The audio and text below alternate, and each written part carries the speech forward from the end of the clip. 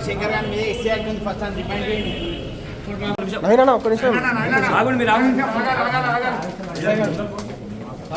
చెప్పండి, మీరు చెప్పండి అన్న. న్యూసెన్స్ ఏం లేదు సార్, అదేమో కోర్టు అన్నారు. ఏం కేసు అనేది తెలియదు. ఉదయం 5 గంటలకు వచ్చారు, తీసుకొచ్చారు. కేసు గురించి అయితే చెప్తలేరు. కానీ ఇప్పుడున్న షాద్నగర్ ఎమ్మెల్యేకు ఫస్ట్ సారి శుభాకాంక్షలు. ఎందుకంటే అక్రమ కేసులు పెట్టి నిర్బంధిద్దాం అనుకుంటున్నారు. ఎప్పుడో ఒకసారి ఆయన కూడా ప్రతిపక్షంలోకి రాక తప్పదు.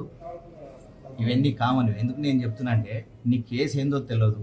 2017 కేసు అనేది ఒకటి తెలుస్తుంది. 2017 కేసు ఆల్రెడీ ఏసీపీ షాద్నగర్ దగ్గర క్లోజ్ అయింది అనేది మాకు తెలుసు. అంతేగాని మళ్ళీ ల్యాండ్ కేసులో పోలీసులకి ఇన్వాల్వ్మెంట్ ఏందనేది మాకు తెలియదు. ల్యాండ్ కేసు అనేది తెలుసు నాకు. అన్న బలవంతంగా సంతకాలు పెట్టించుకున్నారు పోలీసులు అని చెప్పి మీరు ఆరోపించారని చెప్పి వినికిడేనా? అది నిజమా అబద్ధమా? నేను చెప్తా బ్రదర్. ఎందుకంటే ఆ పోలీస్ వ్యవస్థ మీద నాకు నమ్మకం ఉంది, న్యాయ వ్యవస్థ మీద నాకు నమ్మకం ఉంది. కానీ ఒక్కసారి ఇప్పుడున్న కసలవాది శంకరానికి మళ్ళీ ఒక్కసారి శుభాకాంక్షలు. ఎందుకంటే ఆయన ఎన్ని రోజులు నిర్బంధిస్తాడో చూస్తాము, ఎన్ని రోజులు పోలీస్ డిపార్ట్మెంట్ యూజ్ చేసుకుంటాడో చూస్తాము. అంటే ఎప్పుడో ఒకసారి మేము బయటకు వస్తాము. అంటే మేము మర్డర్ చేయలేం, మానభంగం చేయలేం. కానీ చాలా ఆలోచించుకొని రాజకీయం చేయాలి. ఎందుకంటే ప్రతిపక్షం అనేది గొంతున కూడా అంటే ఇట్లనే ఉంటుంది. ఎందుకంటే 2017 కేసుకు దీనికి ఏం సంబంధం అనేది తెలియదు.